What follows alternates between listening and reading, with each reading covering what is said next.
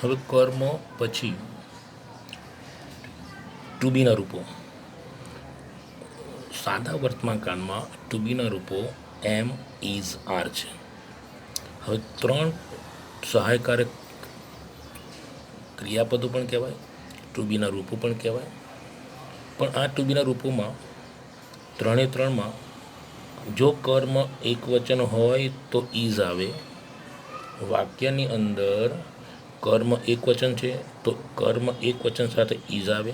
જો કર્મ બહુવચન છે તો આર આવે. જો કર્મ આય હોય તો એમ આવે. તો કર્મ પ્રમાણે ટુ બીના રૂપ મૂકવામાં આવે છે. સમજો કે બુક લઈએ તો બુક ઇઝ. સમજો કે બોયઝ છે બહુવચન તો બોયઝ આર. સમજો કે આઈ છે તો આઈ એમ. તો એ પ્રમાણે કર્મ પ્રમાણે ટુ બીનો ઉપયોગ રૂપોનો ઉપયોગ થાય છે. પછી આપણે V3 છે. વી એટલે વર્બ અને વર્બ એટલે ક્રિયાપદ. એના ત્રણ રૂપો છે, V1, V2, V3. V1 એટલે મૂળ ક્રિયાપદ, V2 એટલે ભૂતકાળનું રૂપ અને V3 એટલે ભૂતકૃદન, જેને પાસ્ટ પાર્ટિસિપલ કહીએ છીએ. વાક્ય રચનામાં કર્મ વિભક્તિઓ આપી છે. કર્મ વિભક્તિઓ જેમાં કર્તા વિભક્તિ હોય અને કર્મ વિભક્તિ હોય. સમજો કે કર્તા તરીકે આઈ હોય તો આઈનું આપણે પેસિવ વોઇસમાં ફરાવતી વખતે આઈનું મી કરીશું. એ પ્રમાણે વીનું આપણે અસ કરીશું. યુનું યુ, ધે આપ્યું હોય તેનું ધેમ કરીશું. હીનું હિમ, શીનું હર, ઈટનું ઈટ. એટલે કે આ કર્તા વિભક્તિનું આપણે કર્મ વિભક્તિમાં ફેરવીશું.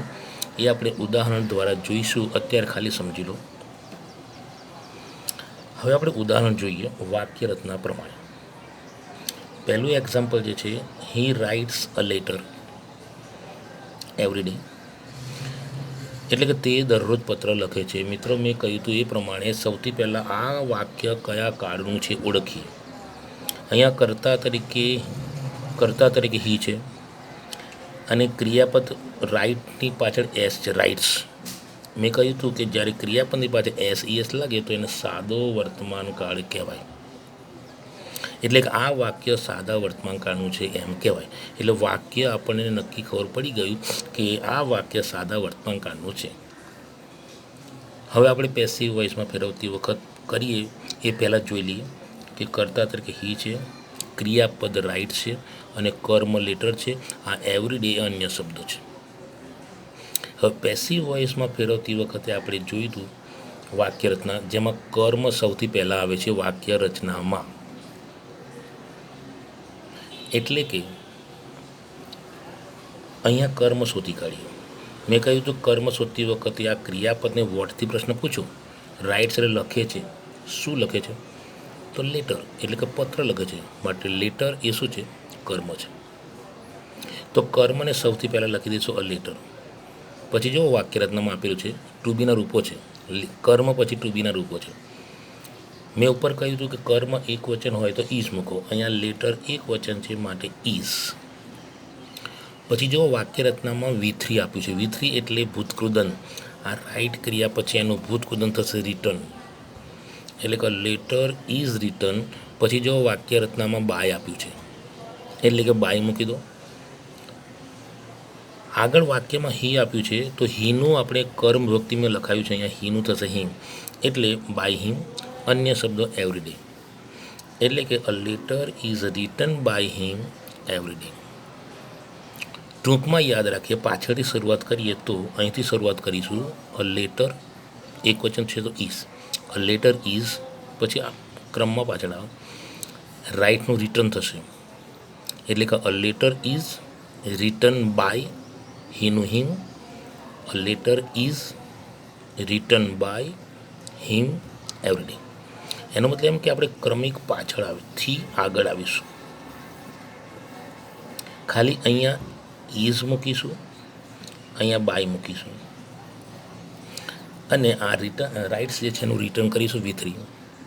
એટલે કે a letter is written by him every day. તમે કહેશો હીનું હિમ, તો આપણે કર્મ વિભક્તિ મૂકવાનું છે એટલે હીનું થશે હિમ. જો હીની જગ્યાએ આઈ હોય તો મી, હીની જગ્યાએ વી હોય તો અસ. એટલે કે આ ઇઝ અને બાય બે મૂકવાનું છે. આનું V3. A letter is written by him every day, એટલે કે પત્ર તેના દ્વારા દરરોજ લખવામાં આવે છે. મિત્રો, આ જ વાક્યને આપણે બીજી રીતે પણ લઈશું. જેમ કે આ અન્ય શબ્દો છે એવરી ડે, એને વચ્ચે મૂકી દઈએ. કેવી રીતે? તો અહીંથી શરૂઆત કરીએ. અ લેટર ઇઝ રિટન, પછી લખી દો every day. A letter is written every day, પછી મૂકો છેલ્લે બાય હિમ. કોઈ ફેરફાર થતો નથી વાક્યના અર્થમાં, બંને સાચા છે. આ એવરી ડે ખાલી આગળ મૂકવું હોય. સમજો કે પહેલાં જો a letter is written by him every day, આ છેલ્લે મૂક્યું. હવે એવરી ડે વચ્ચે મૂકવું હોય તો આ રીતે a letter is written every day by him. હવે બીજું વાક્ય, વી કોલ અવર ફ્રેન્ડ્સ, આપણે આપણા મિત્રોને બોલાવીએ છીએ ઇન ધ મોર્નિંગ, સવારે. હવે આમાં કર્મ જે છે કોને બોલાવે છે? પ્રશ્ન પૂછે હુમથી, કોને બોલાવે છે? તો અવર ફ્રેન્ડ્સને. તો અવર ફ્રેન્ડ્સ એ કર્મ છે, જેને ઓબ્જેક્ટ કહેવાય. કોલ એ ક્રિયાપદ છે અને વી એ કર્તા છે. પહેલાં જ મેં કહ્યું પ્રમાણે અહીંયા ઇઝ છે, અહીંયા અવર ફ્રેન્ડ્સ બહુવચન છે, તો આપણે અહીંયા આર મૂકી દઈશું. એટલે કે અવર ફ્રેન્ડ્સ આર. કોલનો V3 કોલ્ડ થશે. અહીંયા બાય મૂકવાનું છે, બાય. વીનું શું થશે? અસ. એટલે કે our friends are called by us. અન્ય શબ્દો ઇન ધ મોર્નિંગ. ક્રમમાં શરૂઆત પાછળથી કરવાનું છે. Our friends are called by, વીનું શું થશે? Us. By us in the morning. Our friends are called by us in the morning. ખૂબ જ સરળ. ક્રમિક પાછળ આવવાનું છે. જેમ કે આ વાક્યમાં a letter is written by him every day, એ જ પ્રમાણે ક્રમિક પાછળ our friends are called by us in the morning.